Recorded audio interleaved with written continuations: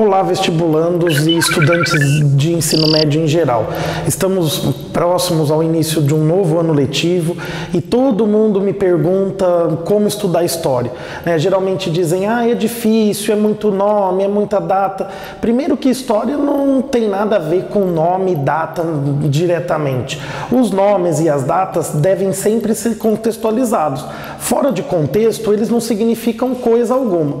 E a primeira dica para quem quer fazer um bom curso de história, que está começando no primeiro ano, ou para quem já está se preparando para prestar vestibular ou fazer o Enem, é a leitura. Ninguém vai bem em qualquer avaliação de ciências humanas se não tiver uma bagagem de leitura bastante significativa.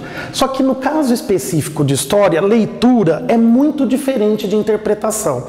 Então não adianta ler e não conseguir interpretar, contextualizar, explicar o que se está lendo. A gente aprende a ler, mas demora muito mais para aprender a interpretar. No caso de história, como eu disse, a gente tem uma particularidade. Os termos muitas vezes são os mesmos, só que eles têm significados diferentes em cada período histórico. Então, no caso, por exemplo, de democracia, é uma palavra que atravessa a história desde a Grécia Antiga. Tudo bem, tem períodos em que ela desaparece, em que ninguém fala, mas desde as revoluções burguesas é um termo recorrente. E ela não tem nada a ver na Idade Contemporânea com a democracia ateniense, onde o termo apareceu.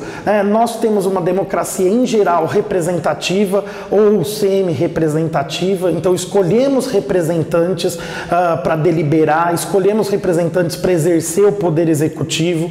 Nós temos hoje uma democracia de massas, ou seja, o direito de voto é universal em praticamente todos os países, as mulheres votam, os analfabetos têm o direito ao voto, os homens, independente da renda, têm direito ao voto, mas nem sempre foi assim. Em Atenas, nós só tínhamos cidadãos, ou seja, aqueles que tinham direito ao exercício da política, os homens maiores de idade, filhos de pais atenienses. Isso excluía as mulheres, excluía escravos, excluía libertos, excluía estrangeiros e menores de idade.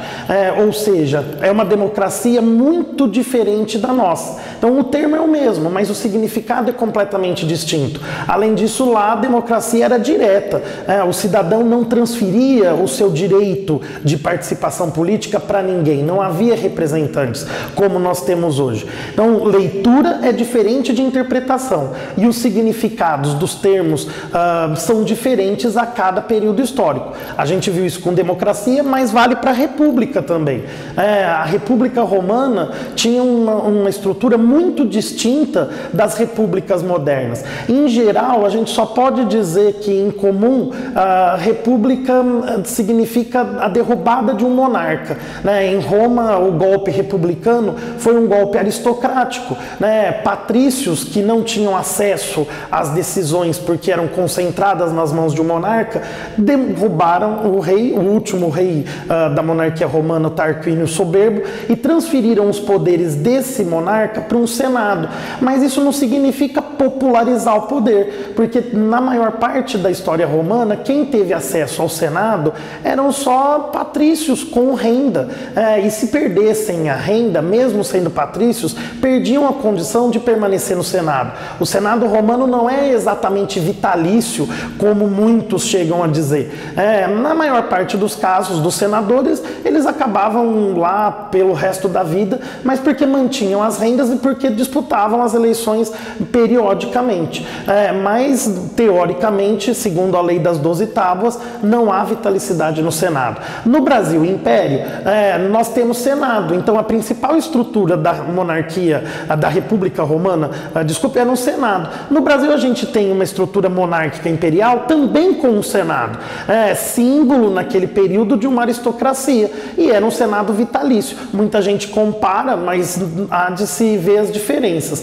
E na República nós também temos Senado, a República contemporânea. Só que os Senados contemporâneos seguem o modelo dos Estados Unidos. Eles representam, em geral, a federação. Por isso que na Câmara de Representantes ou na Câmara dos Deputados, eu tenho representação proporcional proporcional à população de cada estado. No Senado, independente da população, eu tenho um número fixo de senadores. Nos Estados Unidos são 2 por estado, no Brasil são 3. Mas tudo isso para dizer, olha, é uma mesma estrutura, o Senado que se transformou no principal órgão da República Romana. Na monarquia no Brasil, a gente tinha um Senado que não tinha semelhança com um Senado romano e que não tem semelhança com o Senado republicano.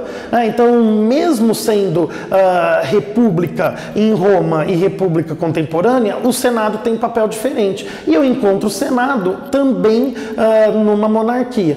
Agora, as repúblicas contemporâneas se opõem a monarquias e o chefe de Estado tem um mandato fixado por um período e ele é eleito. Em monarquias parlamentares, o chefe de Estado é um rei que não é eleito e é vitalício. Mas nem por isso monarquias contemporâneas são ditaduras. Na Inglaterra, ditaduras ou despóticas ou absolutistas. Na Inglaterra nós temos uma monarquia que é constitucional. Qual a diferença dessa monarquia constitucional inglesa para uma república representativa? Qual a diferença exatamente dos Estados Unidos para o Reino Unido? Ora, nos Estados Unidos o chefe de Estado e de governo, uma república, é a mesma figura. No caso, o recém-reeleito e recém-reempossado Barack Obama. Na Inglaterra a gente tem uma separação. A chefe de Estado é a rainha Elizabeth II e vai ser chefe de Estado enquanto for viva. E a sucessão dela já está definida. É o príncipe Charles e depois o primogênito dele. Nós temos uma linha sucessória garantida. Ninguém vai votar no Reino Unido, por ser monarquia, para chefe de Estado.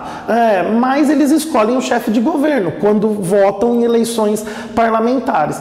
Então a gente tem repúblicas que surgiram para se opor a monarquias e hoje a gente tem repúblicas convivendo com monarquias que não são aquelas monarquias que fizeram com que surgissem repúblicas. Nós temos monarquias constitucionais parlamentares. Então, são temas longos, abrangentes, passei rapidamente, mas o recado é muito simples.